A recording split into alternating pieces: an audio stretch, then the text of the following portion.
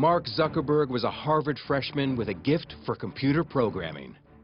Less than a decade later, he is the baby-faced, multi-billionaire power broker who rubs shoulders with the president. My name is Barack Obama, and I'm the guy who got Mark to wear a jacket and tie. I think most people still haven't really digested the scale of Facebook or how quickly it's grown. The goal is obviously to get to ubiquity. I mean, Mark Zuckerberg wants everyone to be on this service. He transformed a dorm room project into the internet's biggest global village. The site now has over 900 million users. You can't underestimate how driven Mark Zuckerberg really is. Zuckerberg is just as visionary as Steve Jobs. He's going to prove just as influential as Bill Gates. But for all that success, Zuckerberg has confronted bitter battles and lawsuits over Facebook's origins. One, he wanted to control his own thing, and two, if he's going to go against someone, he's going to crush them. We spent 3 months working with Mark, being essentially led on. We were all blindsided. We had no idea that, he was working on a competing product. He has waged an all-out war on his biggest competitors. Facebook and Google's relationship is pretty simple. They just don't like each other. And Zuckerberg has come under fire for pushing the limits on user privacy. Users have less control over private information. They don't fully know how their information is being shared. He's not dealing with just a piece of technology. He's dealing with people and their behavior. And in many ways, he's doing it on the fly. They have amassed this humongous database of information about us because we trusted them. So the question is, should we still trust them?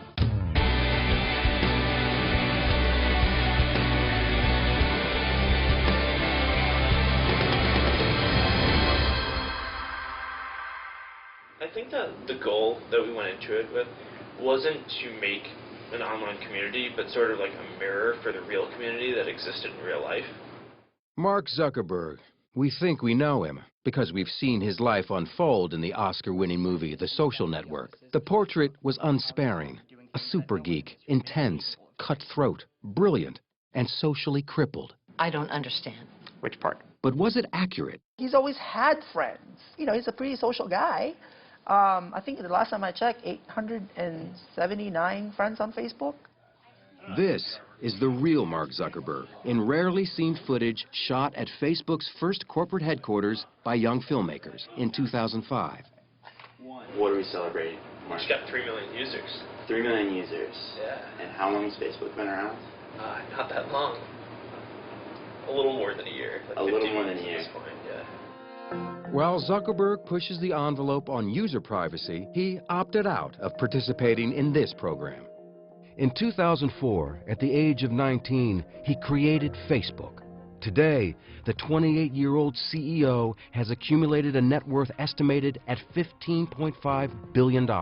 Mark's mission from the beginning was about connecting people, and it was clearly based on this theory that if the world were more connected, it would be a better place. But there's a lot of surprises when you really dig deep into the story of Facebook. The biggest single surprise is the peculiar and tenacious personality of Mark Zuckerberg and the depth of his convictions and his consistency. Born in 1984, he grew up in the Hudson River town of Dobbs Ferry, a bedroom community north of New York City. David Kirkpatrick spent 2 years researching a book about Zuckerberg and Facebook called The Facebook Effect. He comes from an unbelievably supportive family in which he's the only son, and he has 3 sisters. So he was kind of the prince, and in fact, I think his parents called him the prince, and he was treated accordingly. So this is a guy without any problem of self-confidence. Computer savvy from the start, Zuckerberg taught himself the complicated computer language C++, and by 9th grade had created a digital version of the board game Risk. Journalist Jose Antonio Vargas interviewed Zuckerberg for his New Yorker magazine profile. He actually created a thing called ZuckNet, which is an internal instant messaging system for the family so the computers could talk to each other. I mean, that's kind of the kid he was. When he got sort of tired of his local high school, he decided to go to Exeter prep school, really because he just wanted more challenge. It was at the exclusive Exeter Academy that Zuckerberg and his friend Adam D'Angelo created a music website called Synapse. It was intended to anticipate what your preferences might be And it was very, very popular. Even before he started Facebook, he was fending off offers from Microsoft and others to buy Synapse for well over $1 million. Like a tech world version of an all-star athlete, big-name companies wanted to recruit him right out of Exeter. Again, Zuckerberg was unimpressed and chose instead to enter Harvard in 2002, where it wasn't long before he got himself in trouble. Zuckerberg hacked into the school's computers to collect images of students. Nicholas Carlson is deputy editor at BusinessInsider.com. You can sort of tell that he's a little bit of a troublemaker. He creates something called Face Mash his first year in Harvard, and it's a sort of hot or not for the Harvard community. And then it maintained an entire list of Harvard students and which ones were the most attractive, ranking them by hotness. Ellen McGirt interviewed Zuckerberg for Fast Company magazine. Face Mash worked in kind of a little bit of an icky way. It made people upset. Obviously, people felt mocked or exposed, and it was one of the first big experiences that Mark had with the privacy issues of the masses. Under pressure, Zuckerberg shut down the site. The Harvard Administration Board charged him with breaching security, violating copyrights, and violating individual privacy. But by then, Face Mash was a campus sensation. Zuckerberg had seen his future. At the same time of getting trouble for building this mischievous web tool, he built a mischievous web tool that was really popular. I imagine that he had a couple of sleepless nights worrying about how bad this thing was going to be, and was relieved when it all blew over, but was also incredibly curious about what he could then make next. If you're a genius with genius friends sitting in a dorm room, suddenly the world looks like a big, happy, open place if you can just get into that database. At the time, the technology landscape was changing dramatically. Brad Stone is a senior writer at Bloomberg Businessweek. The internet was really a much different world back in 2004. Friendster really demonstrates that a social network needs to have technical chops. The site goes down all the time, it's unreliable. MySpace also, it's full of ads, it's very distracting. It also begins to have technical instability. At Harvard, Zuckerberg met classmate and future business partner Eduardo Saverin. Author Ben Mesrick is one of the few to have interviewed Saverin about the early days of Facebook.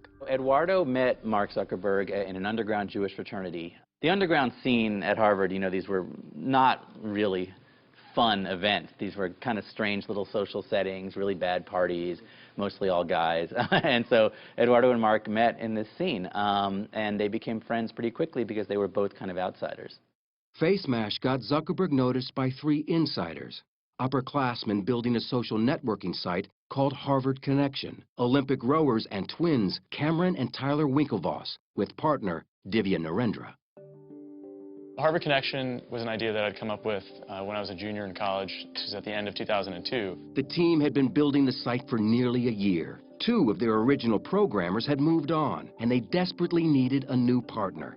The 3 of us are not computer programmers by trade or practice. We did need an actual programmer to write the actual hard lines of code, and we thought Mark was that guy. The trio reached out to Zuckerberg. He was enthused, excited, and clearly his eyes were lighting up. What happened next sparked a furious battle over how Facebook was actually created. The details unfold in email exchanges between Zuckerberg and the Harvard Connection team. At first, Zuckerberg appeared eager. I read over all the stuff you sent, and it seems like it shouldn't take too long to implement. So we can talk about that after I get all the basic functionality up tomorrow night. Then, Zuckerberg began to delay the project. December 4th. Sorry I was unreachable tonight. I just got about 3 of your missed calls. I was working on a problem set. December 10th. The week has been pretty busy thus far, so I haven't gotten a chance to do much work on the site or even think about it, really.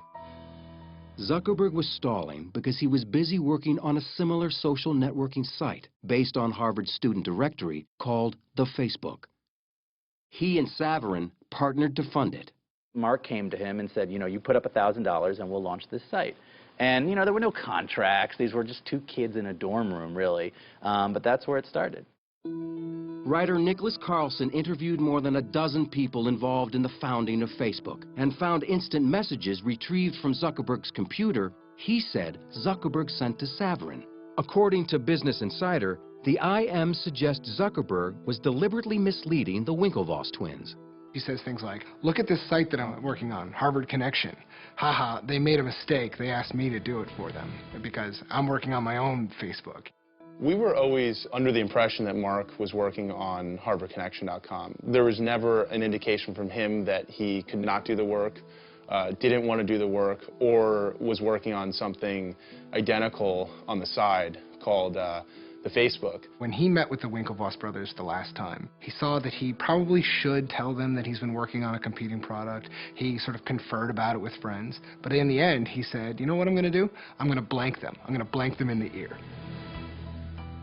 On February 4th, 2004, just as he was expected to complete work on their site, Zuckerberg and his friends instead launched the Facebook.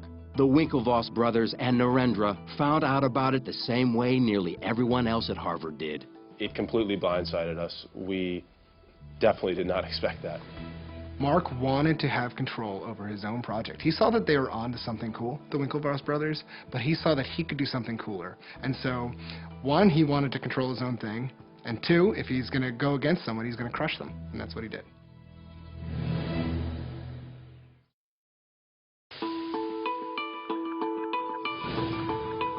Mark Zuckerberg's new Harvard-based social networking site, the Facebook, was mired in controversy from the start. Just days after he launched it in February of 2004, the Winklevoss twins and Divya Narendra sent him a letter to cease and desist. In a nutshell, our complaint against Mark Zuckerberg is fraud, unjust enrichment, and breach of contract. Zuckerberg responded with a letter denying any wrongdoing, claiming his site was a separate venture and used none of the same code. The Winklevoss twins and Narendra would later appeal a $65 million settlement with Facebook.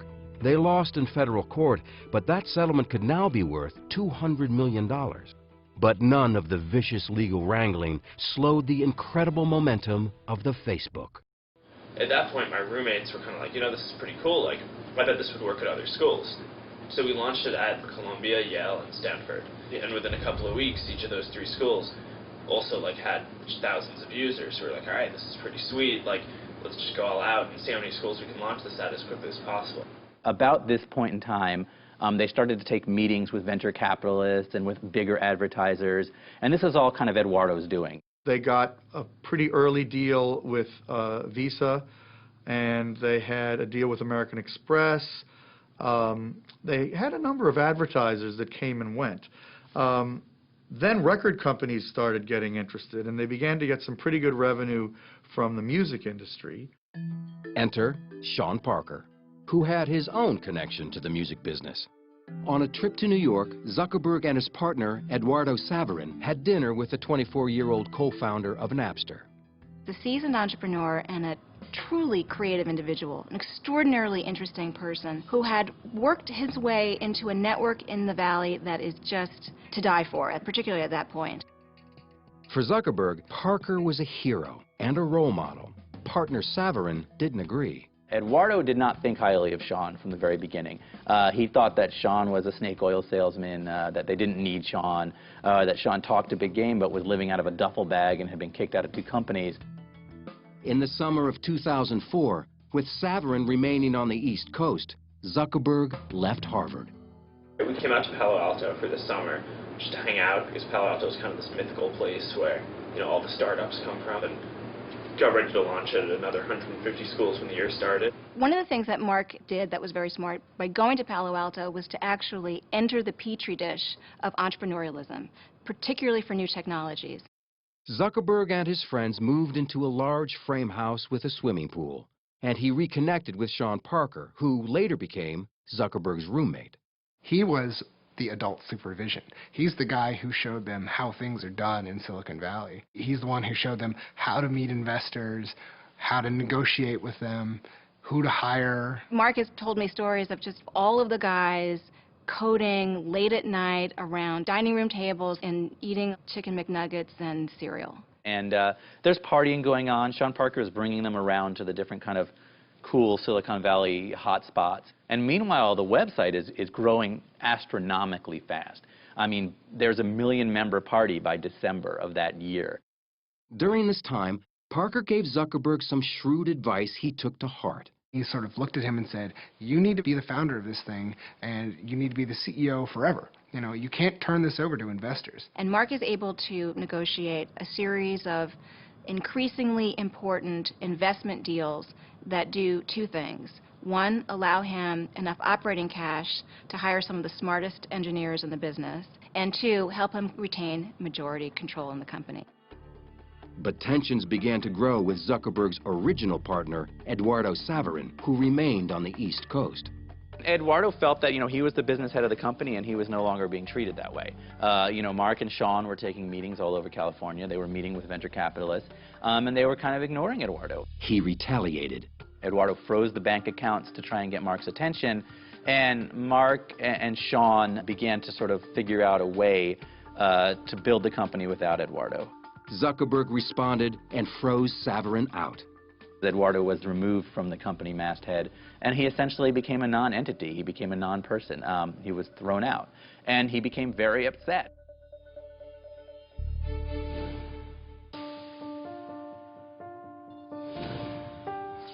Facebook had 1 million active users on college campuses nationwide, and big money was starting to pour in. Sean Parker, the new president of Facebook, introduced Zuckerberg to Silicon Valley angel investor Peter Thiel, who put $500,000 into the company. Then, in the spring of 2005, the venture capital firm Excel Partners offered Zuckerberg $12.7 million for an 11% stake in the company. And didn't ask for much control at all. Walking away from that investment, Mark controlled 3 out of 5 board seats. Which is a bizarre and unprecedented situation to have one individual have absolute, effectively dictatorial control over the disposition and direction of an increasingly giant company. Overnight, the Excel investment gave Facebook a valuation of $100 million. As Facebook's public profile grew, so did Zuckerberg's control. This time, Sean Parker was edged out. In August of 2005, Parker was arrested for suspicion of cocaine possession. Although not formally charged with a crime and immediately released, it led to his abrupt resignation as president of Facebook. He was the primary outside face of the company, and it was felt that somebody who was under any kind of a cloud with drugs was not the right guy to be the public face of Facebook. So Mark reluctantly agreed that he ought to leave. Facebook was growing with remarkable speed, and Zuckerberg moved the company from its frat-like house with the pool to a larger and more conventional space in downtown Palo Alto. 3, 4, 5. But the college atmosphere remained the same. One of the things that I do focus on at Facebook is making sure that the culture is very friendly, and that people hang out. In terms of managing this whole process, nothing, nothing. Like, I have no idea what I'm doing, Even their employee interviews were different.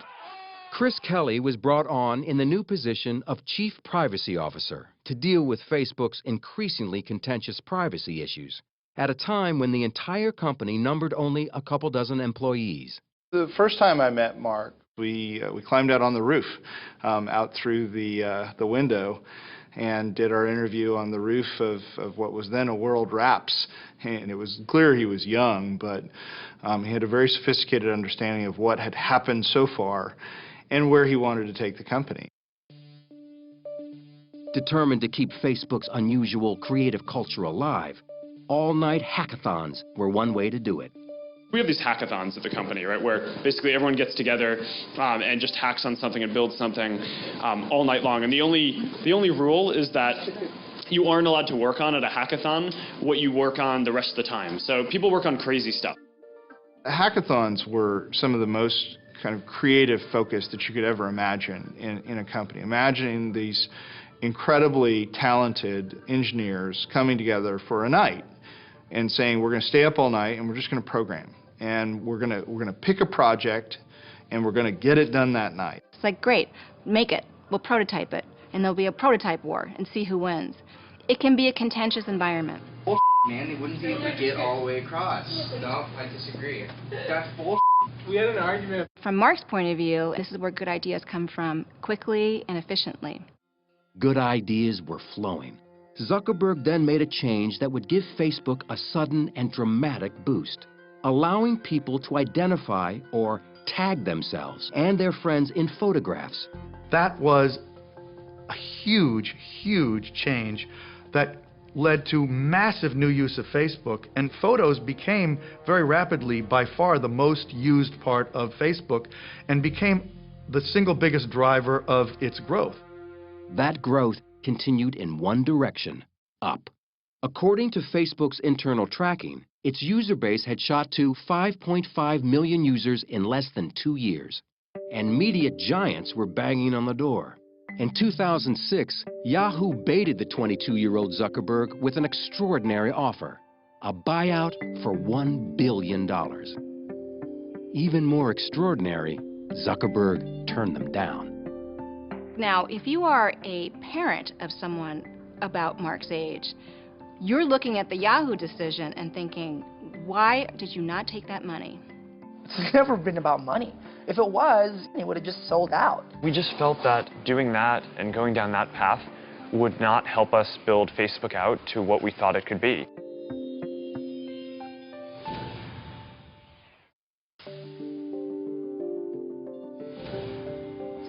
In 2006, Mark Zuckerberg rejected a $1 billion pitch from Yahoo when MTV pushed the ante even higher. Michael J. Wolff was CEO of MTV Networks. Mark had taken me on a walk around Palo Alto and shown me his apartment. And afterwards, we sat down for lunch, and I told him we'd be willing to pay as much as $1.5 billion to buy Facebook outright. His answer was, I think it's worth a lot more. And besides, you've seen my apartment. I don't really need that kind of money. And at the same time, I may never have an idea as good as this one. So I'm not that interested in selling. There was internal strife around it, no question. There were a lot of people who wanted to sell. Ultimately, Mark decided to turn down the offers. Zuckerberg wasn't ready to sell because he had some ideas that he thought would make Facebook even more popular. One of them was called Newsfeed, a kind of real-time wire service of updates about what users were up to. Newsfeed is what everybody is doing at that point, or what they're posting, what they're linking to, the world that they live in, which is really what a newspaper is, right? It's a living, breathing newspaper of people around you. But many Facebook users thought that newspaper sent out too much information and violated their privacy. 750,000 of them launched an online protest. To say that it was unpopular at first is a dramatic understatement. They were under siege at the office. They couldn't leave. They were surrounded by news trucks. Almost 10% of our user base at the time joined the Students Against Facebook Newsfeed group. Zuckerberg was forced to apologize. He wrote his apology note himself. It was probably a good learning experience. When Facebook changed some of the privacy controls, it was an overstep. I do think he takes those seriously, but I do think that he's willing to continue to overstep for the purpose of making a product that he wants to make. The apology was not a surrender. Zuckerberg was sure that users would get used to this new level of sharing, and he turned out to be right. After tweaking Newsfeed, it became one of the most popular elements of the Facebook experience. It just happened that the first time I ever met Mark was 2 days after that happened. And I can tell you, even though his members were in open revolt, he was not the slightest bit flustered. He had complete confidence that everything was going to work out all right. Zuckerberg decided it was time to take Facebook beyond its college roots and introduce it to the general public. The response was stunning. Membership doubled, shooting up to 12 million by 2006. Zuckerberg radically altered the Facebook experience again, when for the first time the 23-year-old CEO invited programmers from around the world to develop apps for Facebook. It was another turning point, expanding Facebook from an insular world of information to a platform. And it was like the gold rush. You know, you open up this wonderful platform and in comes every kind of developer with every kind of idea, from video sharing to games to things that blink to things that turned into, you know, ballerinos and hippos and just every kind of fun, wonderful thing. The platform companies or the operating system companies always do the best. I mean, think of Microsoft. You know, it had this ubiquitous Windows platform, and all these other companies wrote programs for Windows. You know, Facebook's really trying to create itself in that model. And in 2007, Microsoft itself entered the picture, this time with a deal Zuckerberg couldn't turn down. And for the first time, the world got a glimpse of what Facebook may really be worth. By the time people were finally getting used to the idea that anyone would pay $1 billion for Facebook, Microsoft comes along and pays $250 million for 1.6% of the company. It was outrageous. It valued the company at $15 billion. This took Facebook from a thing that a lot of people use to a thing that everyone was talking about, the $15 billion company. But for a $15 billion company, Facebook was only making a meager $30 million in profits. To remedy that, Zuckerberg announced a sweeping new advertising system in the fall of 2007. One part of it let companies set up their own Facebook pages and advertise using social ads. Lou Kerner covers social media and owns shares in Facebook. Social ads on Facebook are ads where they would say that your friends Meg and Ryan like Virgin America. And it turns out, not surprisingly, that when you see that your friends like a product, you're more likely to click on that ad. So social ads have been very successful on Facebook virtually from the beginning. But another part of Facebook's new advertising plan, Beacon, gave users far more than they wanted, and they let Zuckerberg know about it. Zuckerberg's made a lot of mistakes. The next mistake, which was a really big one, was Beacon. You go to a third-party e-commerce site and you buy something, and unless you tell it not to really quickly, it's going to go back and tell all your friends that you just bought a diamond engagement ring. And obviously, you know, that sort of secret revealing can cause a lot of trouble. There was the great rallying cry that Facebook ruined Christmas because suddenly everyone's purchases were being broadcast to their entire network. Zuckerberg really tried to defend it for a while. It took him a while to realize how wrong it was. On December 5th, 2007, Zuckerberg made another apology. He had overreached yet again. But as with previous mistakes, it wouldn't really matter. Facebook was just too popular. And it wasn't long before Zuckerberg was loosening up the network's privacy controls one more time.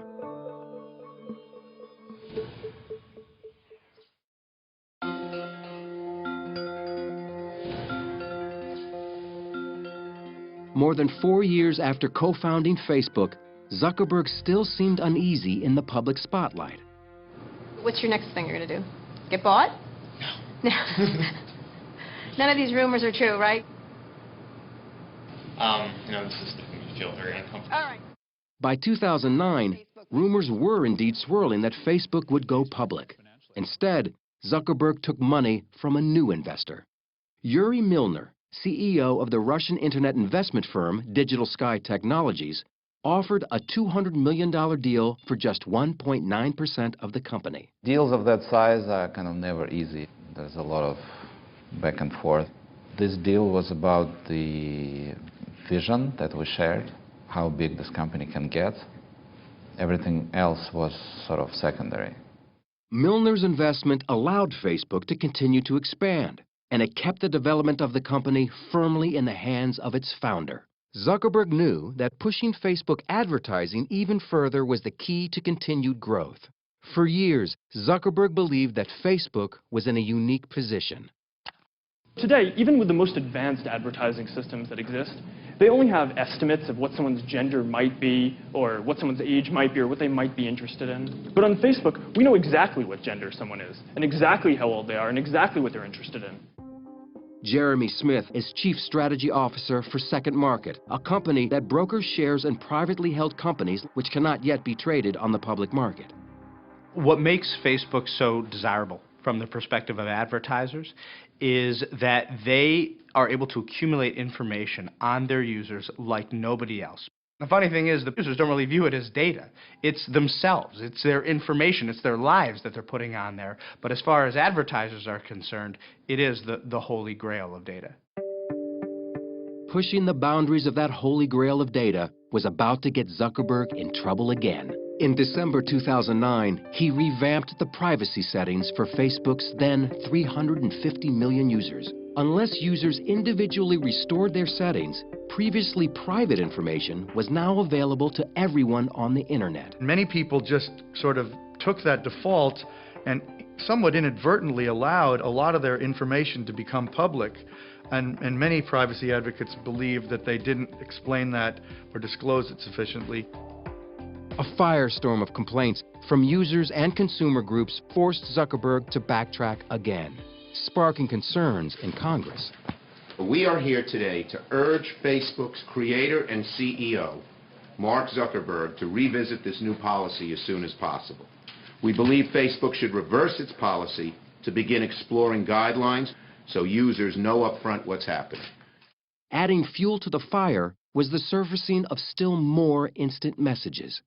Business Insider published messages they said showed a friend asking then college-aged Zuckerberg why people shared their emails with him. Zuckerberg's response was curt and profane. You know, I mean, I asked him point blank about it, and he was very embarrassed by the fact that he had sent these IMs. Less than 1 month later, he was put on the hot seat in a memorably awkward interview at the All Things Digital conference. Do you feel like you're violating people's privacy? You know, there were real learning points and turning points along the way in terms of building things. If I knew what I knew now then I hope I wouldn't have made those mistakes. But I can't go back and change the past. I can only do what we think is the right thing going forward. You know, anybody who's ever kind of doubted what Facebook is about or want to question his integrity, I mean, they can keep pointing back to that, right? To that instance of like, I can't trust that guy. That is going to be our check on him for as long as he remains CEO, you know, and in charge of that company. It's going to be like, okay, you're not that guy. Well, prove to us that you're not that guy. Chris Hufnagel, the director of privacy programs at the University of California, Berkeley, believes Mark Zuckerberg purposefully pushes the envelope on privacy. In most situations where a company does something that's unpopular, they have blowback. They lose the ability to do something. But in Facebook's case, we have something I call blow forward, where they take 2 steps forward, there's some type of public reaction, and they just take a little step back. And so over time, they've been able to open up profiles more and more. Mark does not think you should be a different person at work than you are at the bowling alley, in bed, at school. You know, he basically thinks you should be consistent across all these environments. So that's a very radical view for many older people.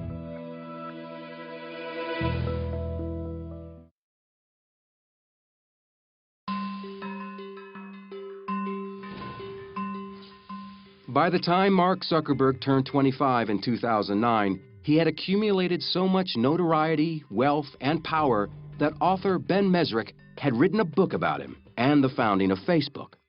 This story started for me at an email I received just out of the blue to my website, and Eduardo Saverin was angry. He wanted to tell his story. He had co-founded Facebook with Mark Zuckerberg, and then he said had been kicked out of the company, and he felt betrayed, and he wanted to talk. Saverin talked to Mesrick for 6 months about a lawsuit he'd filed against his former Harvard classmate for diluting Saverin's share of the company. According to Mesrick, Facebook found out Eduardo was talking to him. And they essentially settled with Eduardo. Nobody knows for sure what happened, but what I've heard is he got 5% of Facebook, and he had to sign an agreement that said he would never speak to Ben Mesrick again.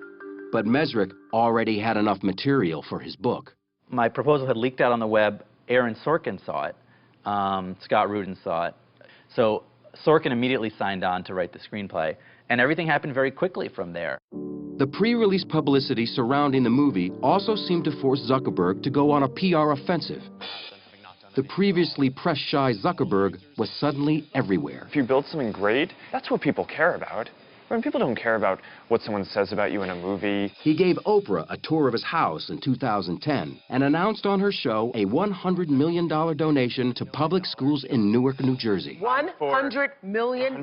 $100 million. The social network opened in wide release on October 1st, 2010.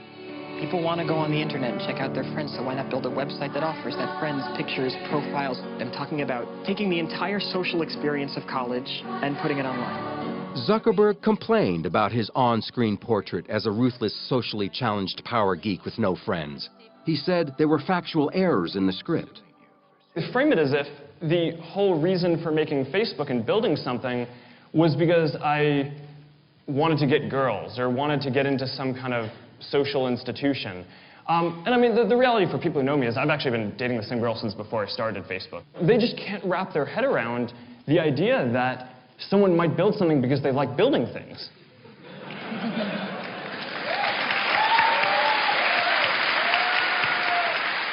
Though he initially said he wouldn't see the movie, Zuckerberg ended up taking his entire staff to it. He even showed up on Saturday Night Live. You ever end up seeing the film, the Social Network? Yeah, I did. Cool. Yeah. Oh, thanks. And what did you think? It was interesting.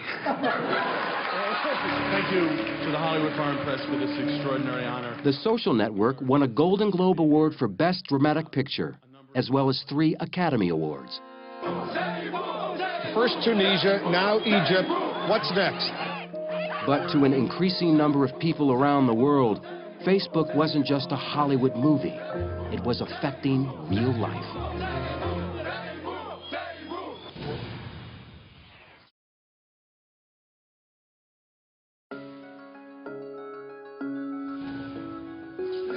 In late 2010, demonstrators started taking to the streets in Tunisia and later in Egypt to protest their repressive governments. By this time, more than 70% of Facebook's 500 million+ users lived outside the United States.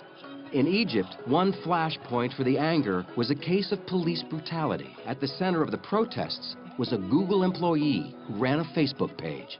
Wael Ghonim was the manager in Egypt of a page that was a memorial to this guy who had been beaten, tortured, and killed by the secret police.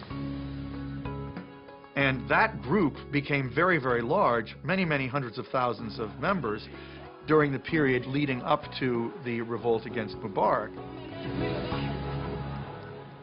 Facebook expedited the ability of people to express their dissatisfaction, which clearly sped up the process of these revolts.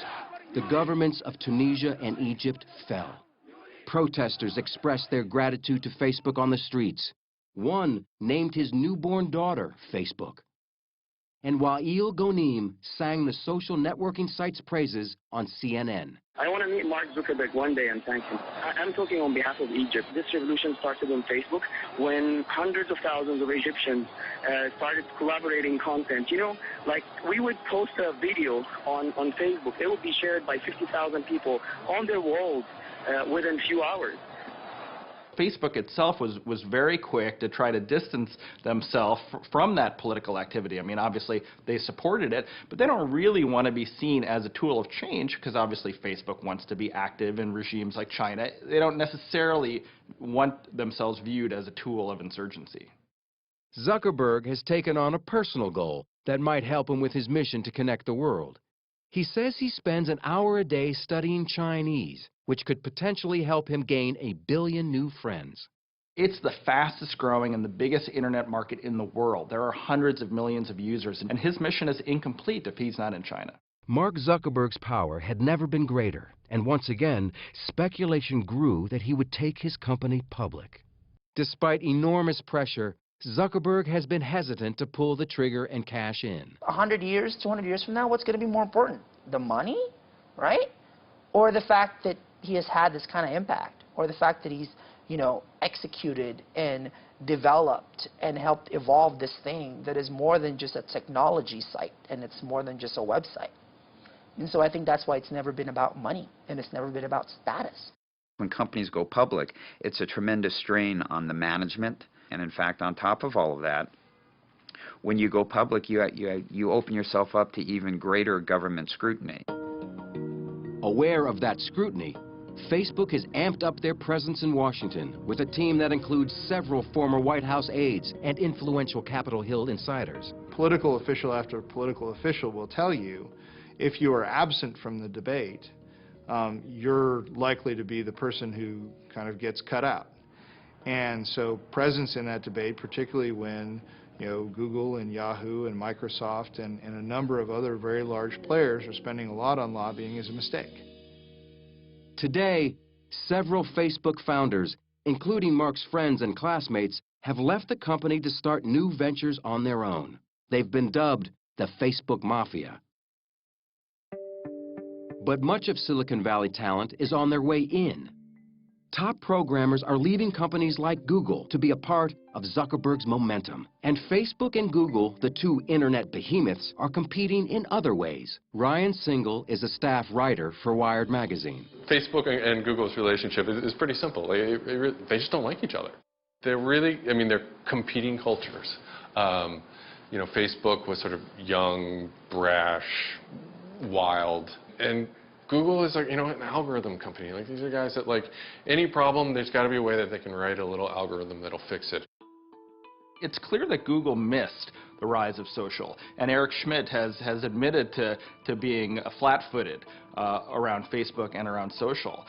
They've tried a number of things, most spectacularly the Buzz social network. That just hasn't worked. Then, in May of 2011, Facebook was embarrassed when it was revealed that they had launched a secret attack on Google. Facebook is doing damage control after revelations it hired a PR firm to plant negative stories about Google. Facebook claimed publicly it was not a smear campaign, but the exchange revealed just how vicious the competition has become. The whole Burstyn Marsteller flap was really just an in-your-face expression of the animosity that has sprung up not only between these two companies, but almost the personal Shakespearean drama that's playing out between Google and between Facebook, which frankly has a lot of former Google execs who would like nothing more than to supplant their former company. You can't underestimate how driven Mark Zuckerberg really is. He says his mission is to make the world more open and a better place. His mission is also to be number one, right? He wants to be, inscribed on granite above Bill Gates, I think. He is well on his way. Like Gates, another Harvard dropout, Zuckerberg is a fierce competitor. He moved quickly to vanquish rivals Google and Twitter with a stunning acquisition in April 2012. Instagram is off the market in an instant. Facebook likes the photo sharing app so much it's paying $1 billion for it in cash and shares ahead of its IPO. But the app is free and has little known revenue. Still, Facebook may need Instagram more than Instagram needs the money. Instagram has become a photo-sharing competitor and a social network all its own. It was considered a radical and defensive move. Facebook cannot take any chance that any other social network oriented toward photos could really get traction that would compare to theirs. And I think, so there's a preemptive quality to this. Also, I think almost certainly Google was interested and probably maybe forced Facebook to act now. 1 month later, Facebook finally went public in the largest IPO on record for an internet company, making Mark Zuckerberg a multi-billionaire. This is an awesome moment. The CEO in hoodie and sneakers retained tight control of his company with 57% of shareholder voting rights. Facebook has literally changed the world. We've moved from the country to the village to the town to Facebook. It's just getting started, too. I think it's just going to get bigger and bigger and bigger. For a site that's able to move from the dorm room to a site where, my 80-year-old mother and myself and my chiropractor and my third grade class all reunites on the site and we all have something to talk about, it's an achievement. Zuckerberg is just as visionary as Steve Jobs. He's going to prove just as influential as Bill Gates, but he's not dealing with a piece of gadget. He's not dealing with some program. He's dealing with our lives. He's dealing with our identities. So that's why I think we're all going to have to kind of keep him in check, in a way. We make decisions at Facebook not optimizing for, what is going to happen in the next year, but what's going to set us up to really be in this world where every product experience that you have is social, and that's all powered by Facebook.